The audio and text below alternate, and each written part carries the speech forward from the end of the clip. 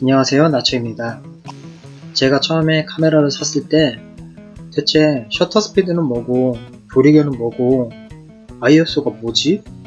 이런 생각이 가장 많이 들어서 이것저것 뒤져보면서 알아봤는데요. 그래서 처음 접하시는 분들을 위해서 이거에 대해서 간단하게 설명해 드리려고 합니다. 먼저 셔터 스피드. 셔터 스피드? 문이 열리는 스피드? 맞아요. 문이 열리고 닫히는 스피드를 셔터 스피드라고 합니다. 이게 무슨 말이냐면은 카메라 안에는 카메라 속에 자체 셔터가 있어요. 그래서 셔터를 열었다 닫았다 하면서 카메라가 찍히는 건데 이 셔터에 열리고 닫히는 속도를 셔터 스피드라고 합니다. 그러면 이게 빨리 닫히고 느리게 닫히고의 차이가 무슨 차이일까요? 그거를 확인해 보려고 하는데요. 사진을 보시겠습니다. 자, 사진이 보이시죠? 조리개 값 모두 같고요. ISO도 모두 같습니다. 한마디로 셔터 스피드만 바뀌면서 사진이 찍힌 거죠. 셔터 스피드에 따라서 무슨 차이가 있는지 한번 확인해 보도록 하겠습니다. 지금 보시는 사진은 셔터 스피드 20입니다. 지금 보시는 사진은 셔터 스피드 60입니다. 무슨 차이죠? 잘 모르시겠죠? 저도 잘 모르겠습니다. 지금 보시는 사진은 셔터 스피드 200입니다. 차이가 느껴지시나요? 지금 보시는 사진은 셔터 스피드 2000입니다. 자, 사진의 차이가 느껴지시나요? 무슨 차이인지 모르시겠죠? 지금 사진을 보시면은 20과 60에서는 차이를 잘 모르시지만 셔터 스피드 200에서는 빛을 많이 받지 못해서 사진이 어두워지는 겁니다. 무슨 말이냐면은 셔터 스피드가 길어질수록 사진은 밝아집니다. 여기서 20과 60과 200의 각 숫자가 무슨 뜻이냐면요. 20이라고 하면은 20분의 1초의 속도라는 뜻입니다. 60이면은 60분의 1초라는 뜻이죠. 그러니까 1초를 60으로 나눴을 때 그 찰나의 순간에 사진이 찍힌다는 겁니다. 그래서 이 셔터 스피드를 더 빠르게 하면은 아무래도 역동적인 사진 찍기에 좋습니다. 스포츠라든가 뭐 동물, 날아가는 새 이런 사진을 찍을 때 좋지만 이런 사진을 찍기 위해서는 일단 조리개가 밝아야 되고요. 그건 이따 또 조리개에 대해서 말씀을 드리겠지만 조리개 값이 밝아야지 되고요. 조리개 값이 밝지 않다면은 ISO 감도를 올려야 합니다. 요것 또한 이따 설명을 드리겠지만 ISO 감도가 밝아야지만 빠른 셔터 스피드에서 역동적인 사진을 어둡지 않게 담아낼 수 있습니다. 지금 사진 보이시죠? 지금 사진 보시면 이 돌아가는 선풍기인데 셔터 스피드가 클수록 이렇게 빨리 움직이는 사물을 찍어낼 수가 있어요. 대신 사진이 어두워지죠. 아시겠죠? 자, 그래서 결론적으로 셔터 스피드란 밝은 사진을 얻고 싶을 때는 셔터 스피드를 느리게, 대신에 셔터 스피드가 느려지면은 사진이 초점이 흔들릴 수가 있어요. 하지만 이 흔들리는 걸 이용해서 야간에 핸드폰 불빛으로 글씨를 쓰는 사진 같은 거 보신 적 있죠? 그거를 만들 수가 있어요. 그걸 어떻게 하시냐면은 삼각대에 고정을 시켜놓고 셔터 스피드를 느리게, 아주 느리게 하는 겁니다. 뭐 예를 들어서 1초, 뭐 2초 이런 식으로 셔터 스피드를 아예 몇십 분의 1, 몇천 분의 1이 아닌 그냥 초 단위로 느리게 만들어 놓은 다음에 그 시간 동안에 핸드폰 불빛으로 글씨를 쓰면은 그 글씨가 사진에 담겨져요. 그런 사진 보신 적 있죠? 네, 바로 그렇게 찍는 겁니다.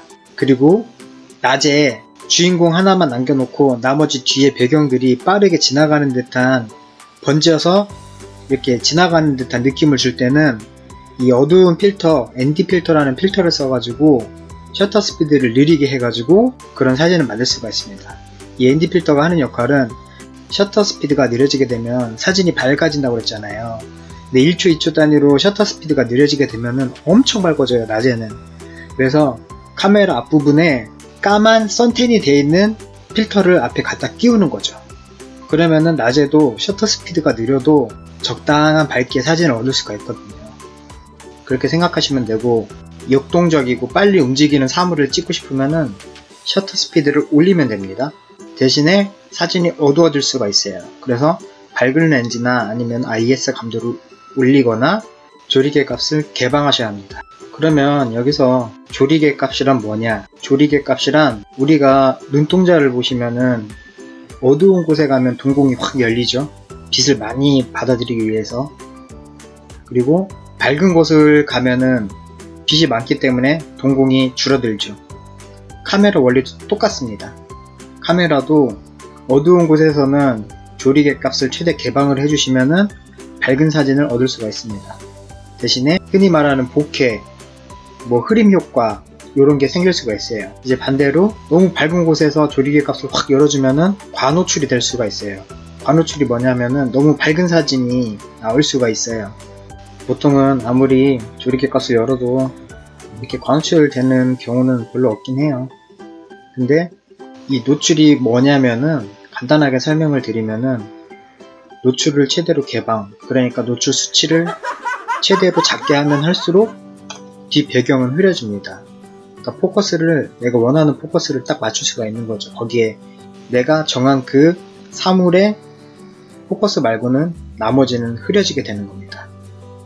물론 이게 그 사물과 배경의 거리가 어느 정도 떨어져야 이 효과가 잘 나오긴 하지만 흔히 여러분들 인물사진 찍을 때 뒷배경이 이렇게 흐려지길 원하잖아요. 그럴 때 조리개 값을 최대 개방하는 겁니다.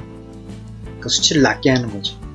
그러면은 내가 원하는 인물 외의 뒷배경은 흐려지게 됩니다. 다만 이 배경과 대상의 거리가 멀수록 이 흐려짐은 더 강해지죠. 같이 붙어 있으면 절대 흐려지지 않아요.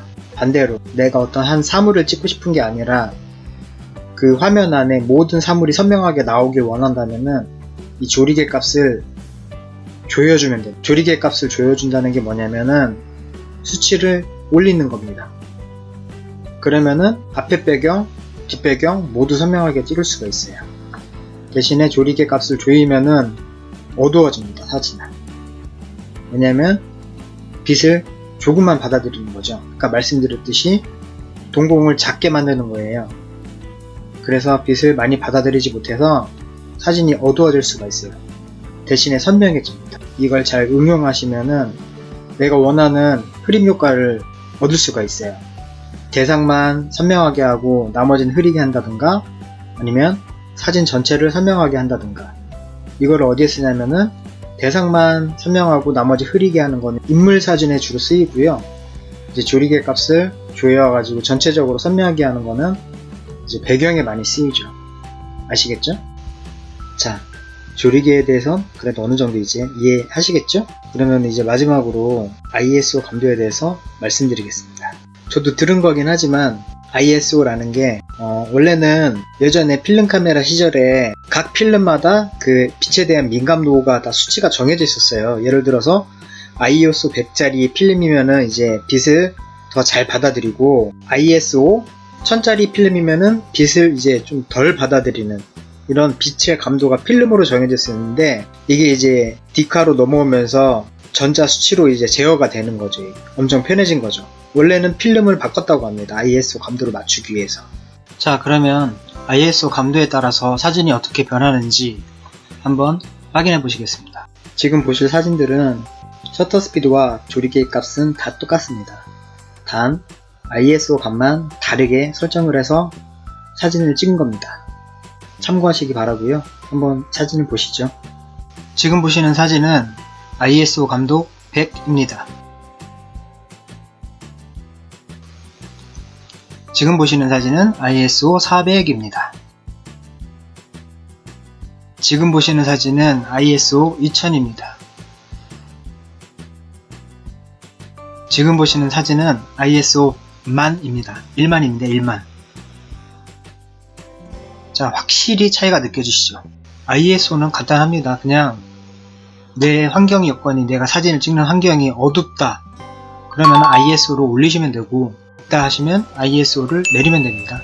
대신에 ISO를 올리게 되면 사진은 밝아지지만 노이즈가 생길 수 있어요. 뭐냐면은 사진에 어떤 거친 입자가 입혀지는 느낌 아시죠? 이렇게 선명하지 않고 많은 자잘한 점들이 박혀있는 그런 사진, 그거를 이제 노이즈라고 하는데 그런 게 ISO가 높아질수록 생길 가능성은 높아집니다. 제일 쉬운 건 모든 걸 다 오토로 놓고서 찍으면 됩니다. 지금까지 제가 설명한 셔터 스피드, 조리개, ISO 상관없이 요즘은 카메라가 좋아서 오토로 놓고서 찍으시면 되는데, 왜 이 셔터 스피드하고 조리개 값을 알아야 하냐면, 셔터 스피드로는 특수한 사진을 연출할 수가 있어요. 아까 말씀드렸던 밤에 글자를 쓴다든가 핸드폰으로 이렇게 글자를 쓸 수 있는 그런 효과를 낼 수도 있고, 그리고 가끔 이제 보면은 왜 그 풍경을 찍는데, 밤 풍경을 찍는데 자동차들이 지나간 흔적을 남기는 사진들 있잖아요. 불빛으로 흔적을 남긴 사진들, 그런 사진들을 보신 적 있으시죠?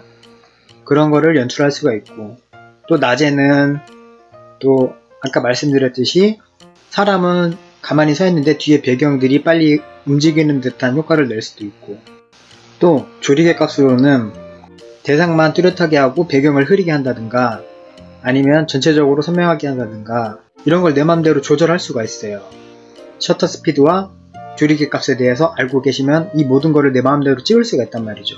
하지만 이런 걸 모른다면 그냥 폰카랑 찍는 거랑 다를 게 없어요. 사실 화질만 조금 더 좋을 뿐이지, 내가 가지고 있는 카메라에 대한 그 기능을 10분 발휘할 수가 없어요. 그냥 폰카와 다를 게 없다는 거죠. 그럼 굳이 카메라가 필요 없죠. 더 무겁고 크고 비싼데. 하지만 이런 셔터 스피드와 조리개 값에 대해서 알고 계시면 내가 원하는 모든 사진을 찍을 수가 있어요. 인터넷상에 놔두는 사진들 있잖아요. 모든 사진을 찍을 수가 있단 말이에요. 핸드폰 카메라로는 절대 찍을 수 없는 것을 찍을 수가 있어요. 오늘은 셔터 스피드, 조리개 값, ISO에 대해서 말씀을 드렸고요. 도움이 되셨는지 모르겠는데 긴 시간 시청해주셔서 감사드리고, 그래도 조금이라도 도움이 됐으면 좋겠습니다. 시청해주셔서 감사드리고 오늘도 좋은 하루 되시고 다음에 또 뵐게요. 감사합니다. 안녕히 계세요.